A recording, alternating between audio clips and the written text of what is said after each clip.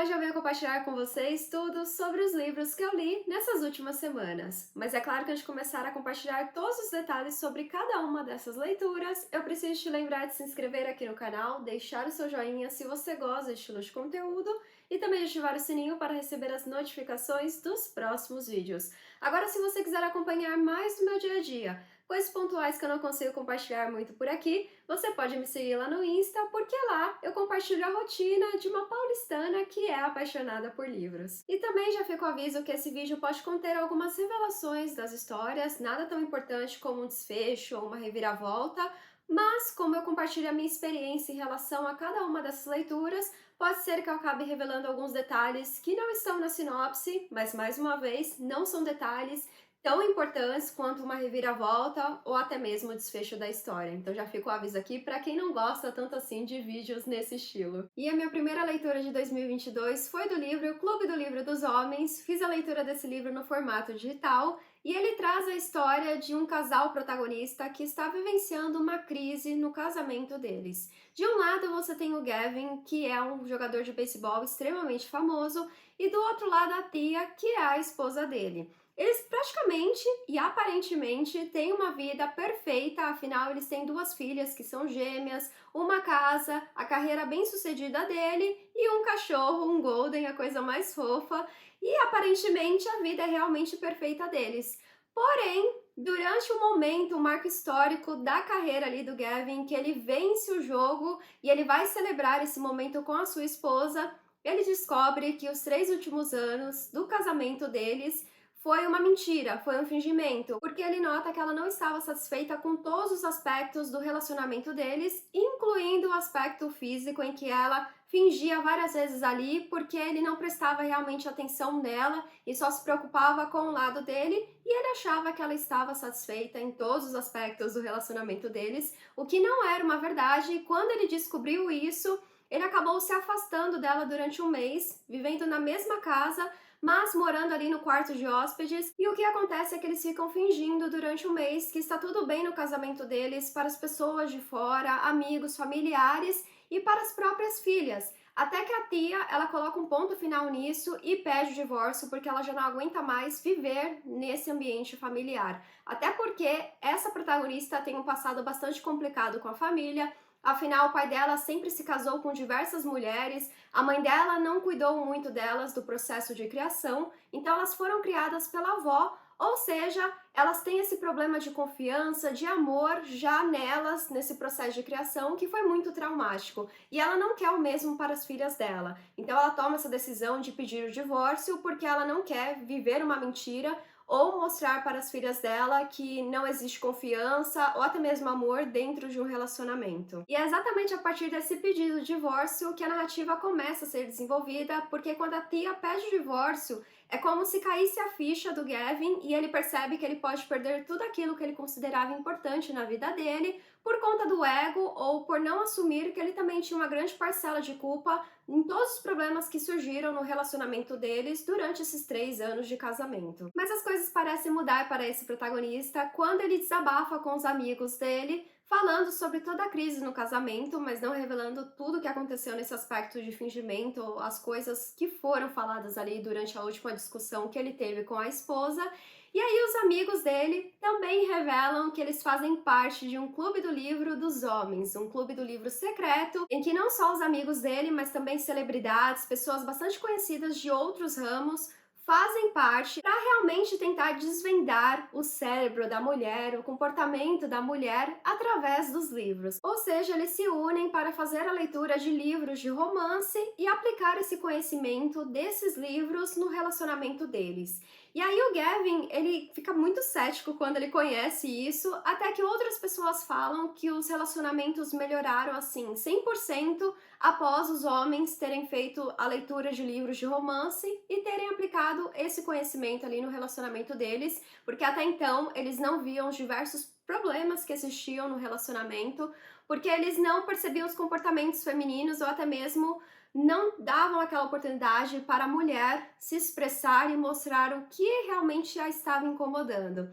E aí o Gavin, ele vai fazendo a leitura do primeiro livro dele, bastante cético em relação a tudo aquilo, o Clube do Livro dos Homens, pensando que os amigos e os outros homens estavam completamente loucos, mas ele começa a aplicar esse conhecimento aos poucos ali de cada capítulo que ele faz a leitura do livro, e ele acaba percebendo que muitas coisas vão melhorando e também que ele tinha uma grande parcela de culpa em toda a crise do casamento dele. E até mesmo a tia, em uma passagem do livro que eu vou compartilhar com vocês, comenta sobre essa mudança do protagonista. Ele era um homem diferente, reconhecia seus defeitos e erros, estava mais confiante para se expressar e sim, tinha se tornado um amante melhor. E aí também tem um outro lado que a tia vai se redescobrindo nesse processo, nessa crise do casamento dela, porque ela também percebe que ela estava colocando várias coisas do passado dela, principalmente traumas, no próprio casamento dela. Então, esses receios da questão de confiança, da falta de amor ou de se entregar 100%, era tudo ali com base no relacionamento que ela viu dos pais dela. E isso poderia sim fazer com que o casamento dela também fracassasse. Não porque a mãe dela falou que não existiu amor verdadeiro ou não existe essa coisa de confiança, mas sim pelo fato de que ela viu que ela nunca deu uma chance real para se entregar 100% no relacionamento dela com o marido dela, desde ali do começo, do namoro, da gravidez e do casamento também. Então aí você tem dois personagens, um trabalhando com esse momento presente, com toda essa questão ali do casamento dele, que ele achava que estava perfeito, mas ele não notou que a tia sacrificou praticamente a vida inteira dela para ser esposa de um jogador famoso de beisebol. E ela, do outro lado, também não percebeu que ela estava colocando vários traumas do passado dela nesse relacionamento, ou seja, ela também estava contribuindo por toda essa questão do divórcio e também da crise que eles estavam vivenciando. E vamos para as minhas considerações finais em relação ao livro Clube do Livro dos Homens. Esse foi um livro que eu comecei a leitura sem muitas expectativas em relação à história, porque esse livro foi muito falado por outros leitores no ano passado. Ele estava na minha lista de próximas leituras, não consegui fazer a leitura em 2021, e aí coloquei como primeiro livro em 2022. Gostei da história, assim, ao ponto de colocar o livro na lista de favoritos, porque o contexto dela é um contexto diferente, inesperado e eu diria até mesmo surpreendente. Um grupo de homens extremamente bem-sucedidos que se reúnem ali durante algumas semanas ou até mesmo meses para falar sobre livros de romance e eles têm interesse em desvendar todo esse comportamento feminino, o universo feminino e aplicar esse conhecimento para tornar os relacionamentos mais saudáveis. E foi exatamente esse ponto que fez com que a história fosse diferente de outros livros desse gênero que eu já tinha feito a leitura e por isso ele entrou na minha lista de favoritos de 2022, o primeiro livro, e eu fiquei ainda mais feliz que esse livro faz parte de uma série. O segundo já foi lançado, que é Missão Romance, já fiz a leitura. Mas falando desse em específico, ele entrou sim na minha lista de favoritos e eu gostei muito de conhecer todo esse desenvolvimento do casal protagonista, principalmente pelo fato de que muitas pessoas acham que os relacionamentos de pessoas famosas são relacionamentos perfeitos, saudáveis, maravilhosos e muitas vezes eles têm ali uma série de problemas, como o relacionamento de uma pessoa comum, principalmente se o relacionamento é entre uma pessoa famosa e uma pessoa, gente como a gente. E o que eu notei ao longo da leitura é que uma das principais mensagens que a autora tentou trazer ao longo da história foi que vários relacionamentos, principalmente casamentos, chegam nesse momento de crise e do divórcio porque um dos lados não assume que está errado ou até mesmo não vê que há problema no relacionamento e prefere que o ego fale mais alto. E aí, nesse ponto, você chega no momento da crise em que não tem como as coisas serem resolvidas. Ou seja, relacionamentos saudáveis, seja ali no aspecto, né, amoroso ou até mesmo no aspecto da amizade, são relacionamentos que você precisa ter esses momentos de fragilidade ou até mesmo mostrar para o outro lado que sim, alguma coisa está errada e não só trabalhar no problema, mas focar na solução.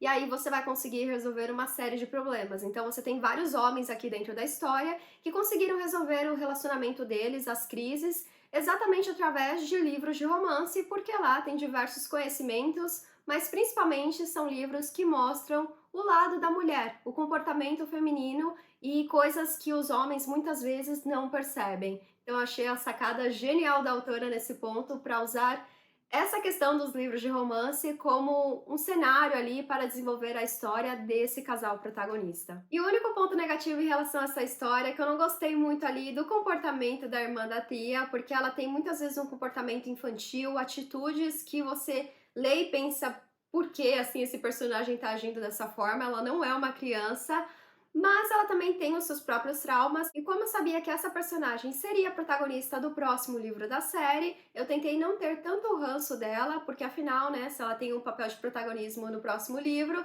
eu já não posso começar a leitura dele odiando esse personagem, e foi exatamente assim que eu tentei não gostar e nem também odiar essa personagem e deixar ali a minha opinião em aberto para a leitura do próximo livro dessa série. E também vale ressaltar que o Clube do Livro dos Homens é aquele tipo de leitura que, para quem quer um livro de romance com uma pegada diferente, que você tem homens ali tentando desvendar o universo feminino, o que vai fazer com que você dê altas risadas ao longo da leitura. Vale a pena sim dedicar o seu tempo para fazer a leitura desse primeiro livro. Já fiz a leitura do segundo, não vou revelar nada nesse vídeo, só no próximo vídeo de leituras do mês, mas Clube do Livro dos Homens entrou sim na minha lista de favoritos, e eu espero que vocês também gostem dessa história. Deixa aqui nos comentários se você já fez a leitura desse livro ou se é um livro que te fez ter aquele interesse em conhecer um pouco mais sobre o desenvolvimento desse casal protagonista. E vamos para a minha segunda leitura de 2022, que foi do livro de Sangue e Cinzas. Esse foi um livro que eu ganhei de presente de um leitor que acompanha o meu trabalho por aqui, e aí já coloquei ele como prioridade na minha lista de leituras para 2022, porque esse livro foi muito comentado nas minhas redes sociais, principalmente lá no Insta, de pessoas que fizeram a leitura dele e recomendaram por ser um livro que lembra muito as histórias ali que são abordadas em Tronos de Vidro e também Corte de Espinhos e Rosas. Então, para quem gosta desse gênero de fantasia, muitas pessoas estavam recomendando esse livro e eu pensei, por que não fazer a leitura dessa história? E aí que eu comecei a leitura desse livro, eu pensei, meu Deus do céu, por que que eu não fiz a leitura dele antes? Por que que eu deixei para fazer a leitura desse livro agora em 2022? Mas me fez começar o ano muito bem, porque esse livro também entrou na minha lista de favoritos. Confesso que será muito difícil compartilhar informações sobre a história sem que eu revele algum fato importante do desenvolvimento dela, principalmente para que vocês, assim como eu, também tenham aquela sensação de serem surpreendidos ao longo da leitura.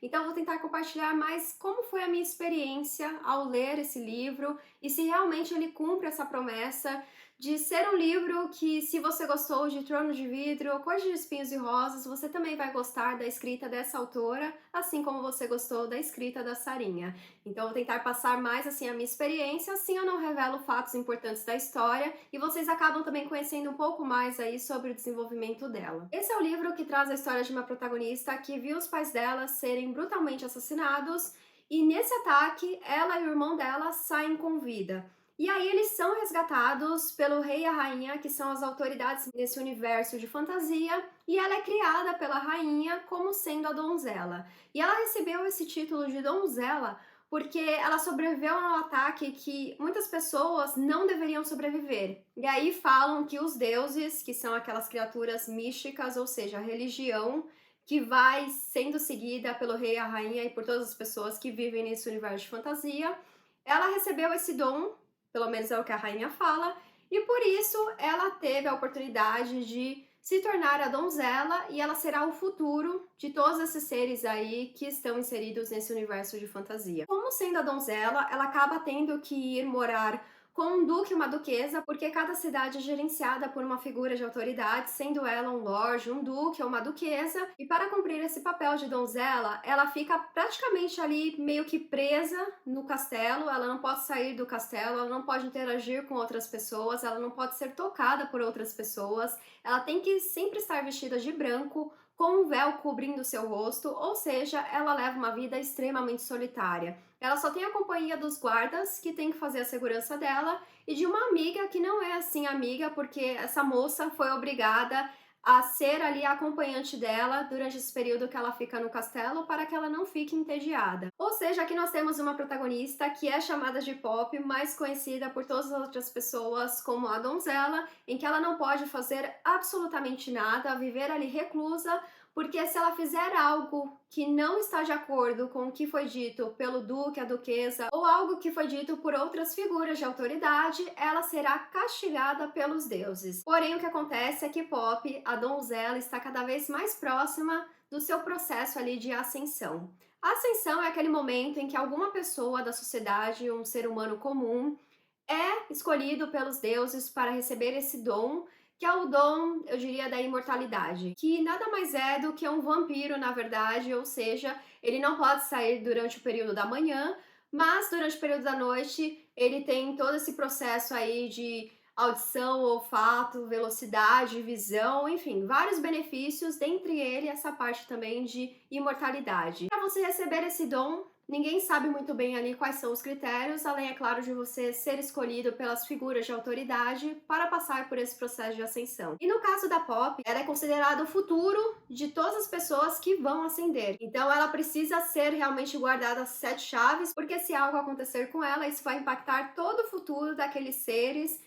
sejam seres que já passaram por esse processo de ascensão, como aqueles que irão passar por esse processo e receber o dom dos deuses. Só que essa protagonista, assim como as protagonistas de Trono de Vidro e Corte de Espinhos e Rosas, não segue muito bem ali todas as regras, e como ela passou por esse processo traumático de ver os seus pais serem brutalmente assassinados, ela aprende várias coisas ali que ela não deveria aprender, dentre elas, aprender a lutar e se defender. Então ela é praticamente ali uma guerreira, mas ninguém sabe que isso acontece com ela porque ela é treinada em segredo, e ao mesmo tempo ela vai quebrando pequenas regras ali do dia a dia, porque ela percebe que ela está perdendo ali o melhor da vida, que é viver. Mas ela só começa a questionar mesmo tudo que foi ensinado a ela, principalmente a função que ela tem na sociedade, quando ela conhece o Rock. Espero que eu tenha pronunciado o nome correto, não sei porque as autoras escolhem nomes complicados para os protagonistas de séries de fantasia, mas esse personagem é um personagem jovem que chama muito a atenção da sociedade por ser um guarda extremamente talentoso, e ele acaba ali entrando para ser o guarda real da nossa protagonista Poppy, e ele acaba também trazendo diversos questionamentos bem importantes, porque ele é um guarda diferente dos demais que ela teve em sua vida. Então ela percebe que muitas das coisas que ela achava como sendo algo extremamente ali verdadeiro, ou a verdade absoluta, ela acaba percebendo que não é bem assim. E principalmente ela questiona se tudo aquilo que ela aprendeu não faz parte de uma mentira, mas a forma como ela aprende isso é de uma forma bastante dolorosa durante ali o desenvolvimento desse livro, que tem 669 páginas. Então imaginem que essa protagonista está inserida nesse livro, em que ele é narrado na primeira pessoa, ou seja, ela não sabe de absolutamente nada, o que faz com que você, leitor ou leitora, também fique ali no limbo, sem saber o que está acontecendo na história. A autora joga diversas informações sobre esse universo de fantasia, e assim como a protagonista, você vai conhecendo ali cada pedacinho daquele universo e também começa a questionar diversas coisas que são apresentadas como a verdade absoluta. Em resumo, para não revelar fatos importantes sobre essa história, o livro ele vai seguindo com uma narrativa que vai trazendo uma protagonista que começa a questionar pela primeira vez tudo o que foi apresentado e ensinado a ela, também conhece um pouco ali do que é o amor e principalmente as consequências de um amor proibido, e também lida com diversos traumas do passado que fazem com que ela tome decisões boas ou ruins durante ali cada capítulo. E você também vai conhecendo outros personagens que são apresentados de uma forma e que acabam revelando a verdadeira identidade deles nas últimas páginas do livro. Ou seja, é um livro que você não começa assim com tantas expectativas, e quando a história vai se desenvolvendo, você vai conhecendo os fatos e pensando: como eu não prestei atenção nesse detalhe e como eu não notei que tinha alguma coisa suspeita ou estranha acontecendo ali. E o desfecho é um tipo de desfecho que você pensa: meu Deus do céu, cadê a continuação? Por que que ainda não lançaram a continuação aqui no Brasil? E faz com que você possivelmente tenha uma ressaca literária. Mas vou compartilhar com vocês agora as minhas considerações finais em relação a essa história. Confesso que eu nem sei como começar a explicar todos os sentimentos que eu tive ao ler De Sangue e Cinzas. Posso dizer que é um livro que entrou na lista de favoritos de 2022, porque ele cumpre a promessa de ser um livro que, se você gostou de Trono de Vidro ou Corte de Espinhos e Rosas, vai gostar desse universo de fantasia criado pela autora, dos personagens, do casal protagonista. A protagonista em si, no começo, você fica ali com uma certa tensão e receio de gostar dela, porque ela parece ser muito bobinha, aquele tipo de protagonista que, ai, quero fazer o bem para todo mundo, sabe? Mas aí, com o tempo, ela vai se revelando, principalmente revelando esses detalhes do dom que ela tem de sentir o que as outras pessoas estão sentindo e também de acabar ali reduzindo a dor que uma pessoa está sentindo. E esse é um dom que vai sendo desenvolvido ao longo da história e, pelo visto, ele não tá ali no 100% do potencial dele, mas que também é um grande mistério para a protagonista, porque a recomendação que ela recebeu das autoridades é que ela nunca fizesse uso desse dom, mas é claro que ela também quebra essa regra. Do outro lado, nós temos um protagonista que lembra muito o protagonista de Corte de Espinhos e Rosas, que parece ser uma coisa no começo e acaba se tornando outra completamente diferente. Quem lê o livro sabe do que eu estou falando. E apesar de eu ter amado esse livro, há alguns pontos de melhoria em relação à história, principalmente como os fatos são apresentados. Os livros da Sarinha, você tem toda uma apresentação, todo um contexto ali em relação ao universo de fantasia, a explicação em relação aos seres, enfim. Você tem ali uma descrição, você consegue entender bastante sobre a história. No caso de Sangue Cinza, as coisas são apresentadas assim muito rapidamente. E você tem aquela sensação de eu deixei algo ali passar, vou voltar à leitura. Eu até fiz algumas anotações aqui ao longo da leitura, em que uma delas eu falo, por exemplo, que eu tive que voltar algumas páginas para ter certeza que entendi toda a história por trás dos deuses, os vorazes, a donzela, os atlantes e os lupinos, que são esses seres ali de fantasia que fazem parte desse universo criado pela autora. E eu tive essa sensação de perdi algo, não prestei atenção 100% na leitura, vou voltar algumas páginas, e isso fez com que a leitura do livro fosse um pouco mais demorada, porque eu sempre tinha essa sensação que estava perdendo algo, quando na verdade o fato não tinha sido 100% apresentado pela autora, o que eu acredito que ela fará nos próximos livros. Caso contrário, vai se tornar uma bola de neve em que você não consegue entender ali 50% do que está sendo falado pelos personagens que compõem essa história e esse universo de fantasia. Então, esse eu acredito que tenha sido um ponto que a autora poderia ter melhorado, principalmente na apresentação dos personagens, e até mesmo criado ali uma página, um glossário, explicando um pouquinho desses seres, o contexto deles, para que o leitor não ficasse perdido durante a leitura. E outro aspecto de melhoria na história poderia ter sido a autora acrescentando outro ponto de vista, porque assim você consegue entender a história como um todo. Se você tem uma protagonista que não sabe o que está acontecendo, você, leitor, não vai saber o que está acontecendo. Agora, quando você tem vários pontos de vista, você consegue entender o outro lado da história, o que está acontecendo enquanto essa protagonista, por exemplo, está ali sendo trancafiada dentro de um castelo em que as pessoas usam como desculpa que nada pode acontecer a ela ou ela vai afetar o futuro de todo aquele universo ali, né, de toda aquela sociedade. E aí você fica com esse ponto de interrogação, assim como a protagonista, então espero que a autora, nos próximos livros da série, acrescente algum ponto de vista ali de outro personagem, porque isso ajuda a enriquecer o processo de leitura e também entender um pouco mais a tomada de decisão de outros personagens que acabam, no fim do dia, afetando o futuro da protagonista. E por último, eu fiquei muito curiosa para entender o que aconteceu com o irmão da protagonista, chamado Gia, porque ele é mencionado pela protagonista que ela tem saudade dele e que ele passou pelo processo de ascensão, mas que em nenhum momento ali ele entrou em contato fisicamente com ela, apenas através de cartas. E ela sempre fica se questionando por que isso acontece. Então, assim como ela, eu fiquei com essa curiosidade em saber qual é o paradeiro dele e o que ele está fazendo, por que ele sumiu, por que ele não entra em contato mais com ela. Enfim, fica esse ponto ali de questionamento, o que aconteceu com o Ian. Espero também que a autora traga um pouco mais de informação sobre esse personagem, que pelo visto é um personagem muito misterioso e que eu acredito que vai acrescentar muito no desenvolvimento das próximas histórias. E por último, e não menos importante, após ter terminado a leitura desse livro, que é composto por 669 páginas, sim, gente, é muita página, eu estou muito ansiosa para ler a continuação. Não comprei a continuação gringa, que os 3 livros já foram lançados lá fora. Se não me engano, a autora está lançando o 4º livro da série, que será composta por 6 livros, acho. Mas estou aguardando o lançamento aqui no Brasil, porque eu sei que eu vou querer a versão física do 2º livro dessa série. e não compensa eu fazer a compra de um livro que eu vou pagar mais caro na versão gringa e depois fazer a compra do mesmo livro na versão em português desse livro, até porque a editora já anunciou que fará o lançamento dos próximos livros dessa série no primeiro semestre desse ano e no segundo semestre também desse ano, ou seja,